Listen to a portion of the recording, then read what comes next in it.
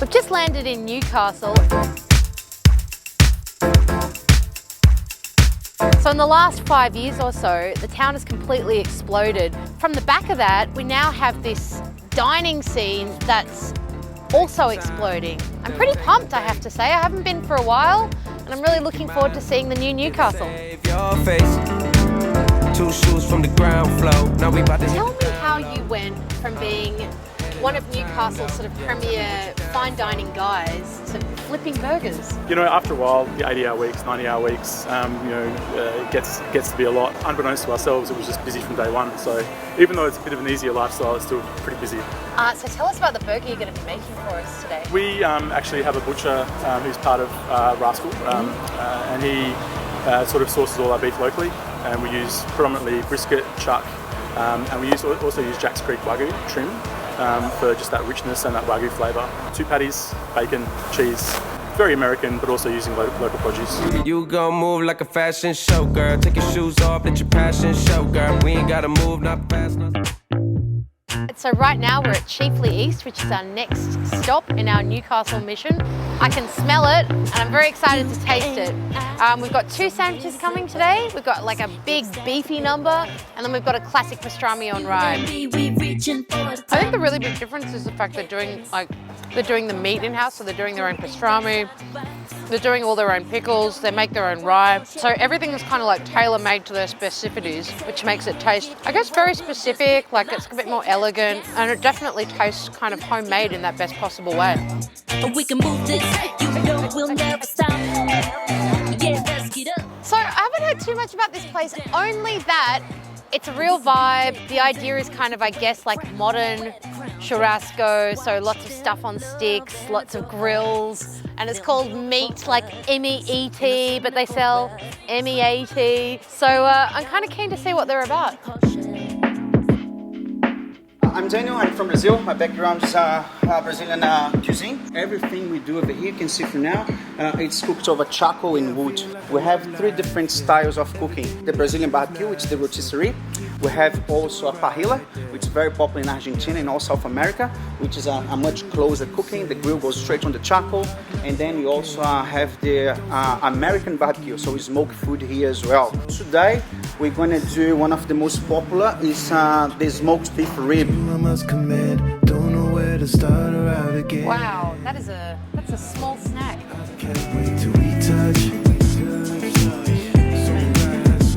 Incredibly tender and really lovely, like cassava puree, super South American. That is an unctuous, juicy beef rib.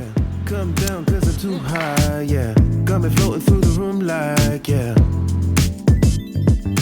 So the Edwards, tell me a little bit about why this venue is so special. It is a very special venue. I think the history of it ties in really well. You know, Chris Joanna is the owner, and he and his parents had this as their drive-through laundromat before it operated as a restaurant. And there are a lot of features from that still hang around, and I think they really add to the place. Definitely focuses around the mabrasa. So the mabrasa is a combination charcoal and wood oven, basically. But I think sort of fire and smoke is central to what we serve. So basically, it's a pretty classic sort of furgao, broth made from neck bones. We shred a bit of the neck meat through the broth there as well. Thinly sliced fatty brisket comes from Gippsland. So right, I just wanna fly. I'm always shocked that people don't know that pho is a breakfast food. So it kind of is like, it's the ultimate power punch combo of like beautiful clarified broth, lots of herbs, rice noodles. The meat's beautifully tender. It's a real winner dish, and more people should order this for breakfast.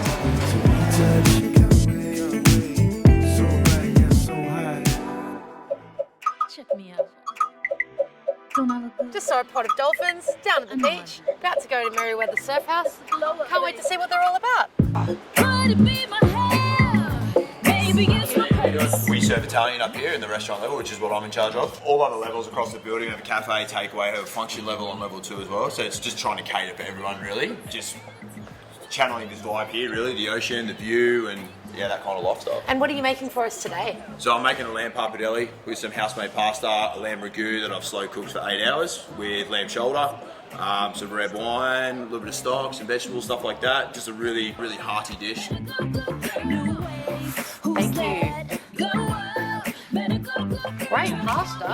Wow.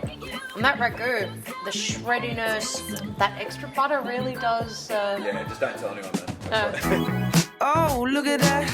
You the time made me get attacked. If you're a Newcastle newbie, I think one of the most special things here are the natural sea baths. Absolutely serene and beautiful.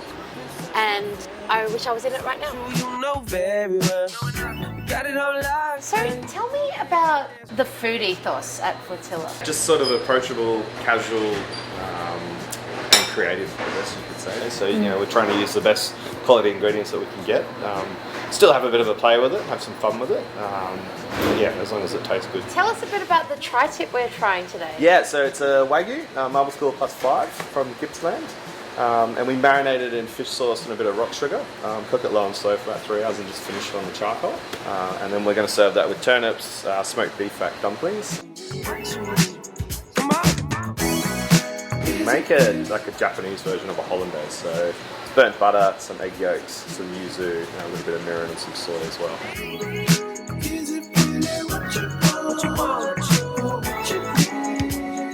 This is really good. And I love those little dumplings.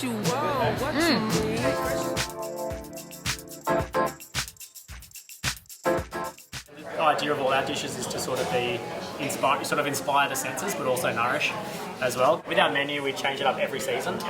This is one we actually put on for spring last year, but it's been so popular we've actually left it on. Can you tell us a bit about what goes on inside the souvlaki? Like what are the components? First, I suppose the lamb's the bit everyone's most interested in. Yep. So we cook it down in the sous vide, which breaks down all the fats and makes it really, really tender. And then we kind of roast it off after that. We've got the char-grilled flatbread, our own hummus, which is a bit famous as well, where it's a really flavourful hummus. We've got the broccoli tabbouleh, a bit of Greek yogurt. We make our own pickles, so we've got a turmeric pickled fennel, pickled carrot, and we toss that all together with some rocket. The lamb's super fall apart. I love how many ferments and herbs there are in this too. Really good.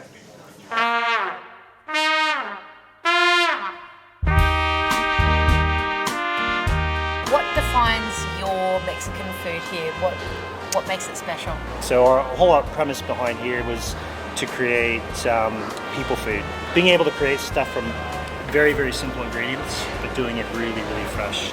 And that's our whole philosophy here. So we're going to try a brisket taco today. It's called suadero in Mexico, which we feel offers the best flavor. So beef is not just beef, and we think we get the best flavor out of it. This is going to be even more picturesque than me eating a burger. Oh, it's rich, soft, and delicious. So good. Yum.